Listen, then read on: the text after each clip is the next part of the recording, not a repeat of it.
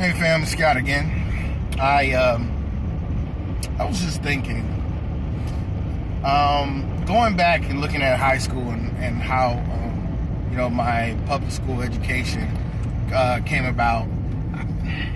I didn't want to admit it to myself, but I was actually jealous of my peers. Oh no, not the white people I was surrounded around in all the gifted and high education classes, the AP courses and stuff where very few black people were. I was jealous of my other peers, other black people who had a teacher with Mr. in his name. Specifically, in my high school, there were about 3 black male teachers, 2 of which were just took no shit but respected everybody. I always wanted to get in that line right before that. I believe Mr. Brown was one of them. Mr. Brown was an old school teacher. His replacement was another black militant brother who would have his entire class line up outside the door. And he'd be in the door right on time when the bell rang. Oh boy, police out deep. Sorry. I know y'all see it. Anyway, but he would be in his classroom waiting for the bell to ring, and the class would be outside. While we were all run and scatter into our own little classes, people would laugh and giggle at them and like, ooh, they're in elementary school or middle school. Why are they lined up outside the door? But he would open the door and greet each and every one of them with a handshake and a hello, good afternoon, or good morning, Mr. or Mrs. Now, it sounded childish, and of course, when you're a kid, you kind of do and say the things that, most of the time, the same things that your immediate peers would say. And although I never really laughed at them, I was never honest in saying that I was actually jealous. I always wanted to know what it felt like to have a black professor, a black teacher, to understand that I'm a black man, a young man with lots of testosterone, where my mind is only on women and trying to get through this next grade, please. And you don't get that same satisfaction from a white female teacher. You just don't. And that was the majority of my scholastic career. Every teacher I had was a white woman who didn't understand me. She would understand the boys a lot less in class in general, but I guarantee you, almost in every class, even though I was the minority in both number and color, I got in trouble more than my peers. I got so much so that I would get written up in high school and get sent to the principal's office, the dean's office. Mr. Richardson would, hey, con man, come on in here. What they say you do this time? He understood me. If there's any man in the world that I want to say thank you to, it'd be Mr. Richardson from Seminole High School, or he was at Seminole High School. He was dean there. He understood my point of view on things. He understood, as a black boy at the time trying to become a man, my point of view, my outlook on things. I was and still, thank God, that I am very, very intelligent. So much so that I would correct the teachers. I get done with all my work faster than others, or I get bored because you're spewing worthless information to me, especially the IB program. Let me tell you, the IB program was the worst piece of crap program that the scholastic, that the education system could ever come up with. It was absolutely pointless because there were tons and tons and tons of kids, and we were the guinea pigs in middle school, into high school, that took these courses and had AP credits and had college credit, and it didn't do anything. Yeah, you got an extra credit in college, maybe 2, but eventually that AP, that IB tag on my degree meant nothing. It meant absolutely nothing. But we spent upwards of 20, 30 hours, 40 hours a week doing pointless homework, things that never stuck. And so I would either get it done really quickly, or I wouldn't do it at all, based on, how many points I had in the class and such. I'd do the equation to see if I really needed to do the work at all. And I get in trouble for doing that. A lot. So much so that I would get wrote. I probably was written up probably my sophomore year more times than I had ever been written up in my entire career combined. And the teacher just didn't get me and understand me. Now, when it came to the white girls, they were mostly docile, and most women are. That's just what happened with girls. They are docile. They're quiet. They know how to sit down for 8-10 hours at a time, or at least an hour and a half of boring crap at a time. But when it came to the men, the white boys, they would get a pass. They would come up with a little goofy little joke, or one would be caught sleeping in the back of class and they'd just get a ruler or something thrown at them, but that's it. Me, let me doze off. Straight to the office. All the time. So I pined. I was jealous. I hunger for that type of relationship with a teacher who understood, especially a black male teacher. I didn't get a taste of that until college, and it was the sweetest nectar. It sounds almost a little fruity to say, but I loved that teacher more than any other teacher I've ever had in my entire educational career, because he went back and explained all my angst, all my anger, why I felt like I have all this knowledge and it's worthless. And he explained everything down to the T, specifically the war against young black males.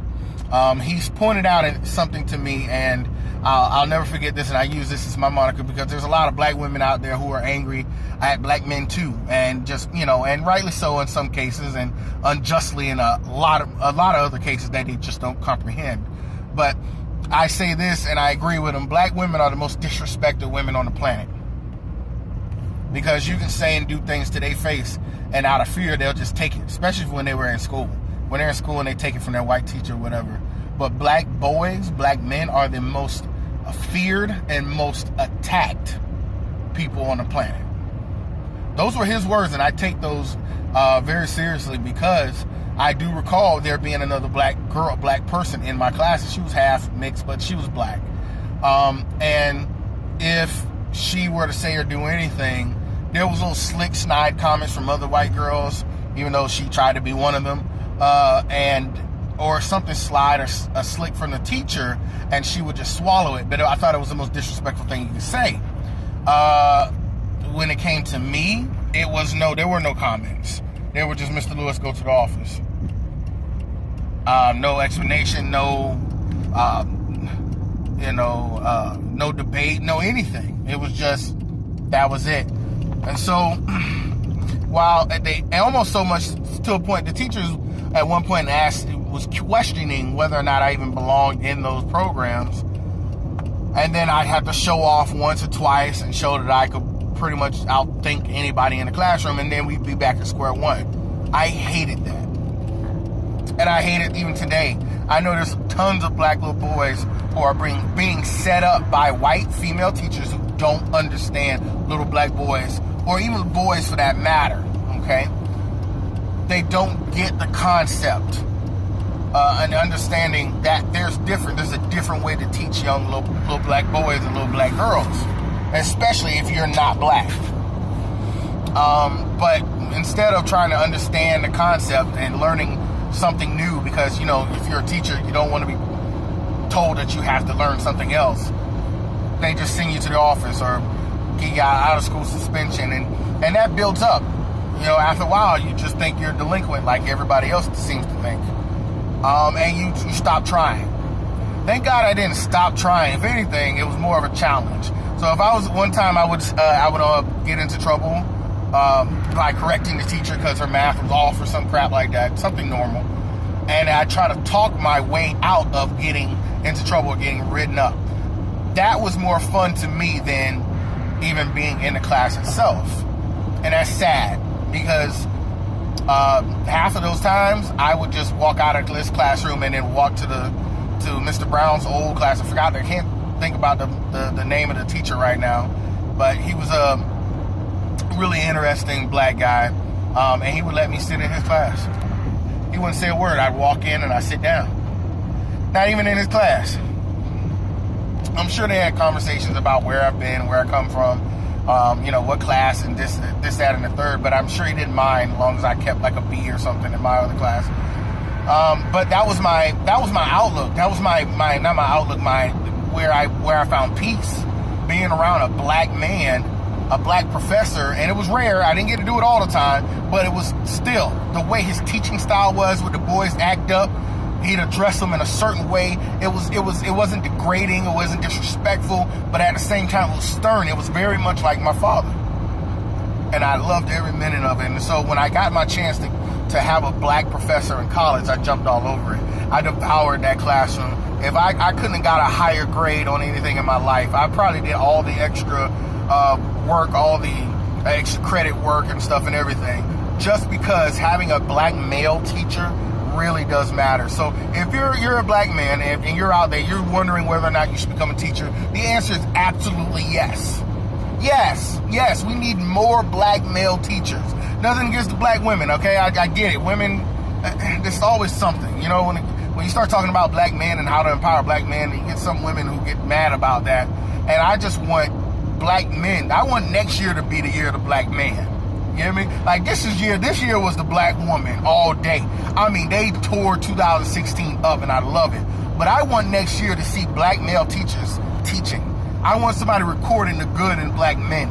I want to see blackmendoingit.com being the best, the number one website of the year. I want to see more black men doing what men should do, and that's lead, respect, teach, and protect.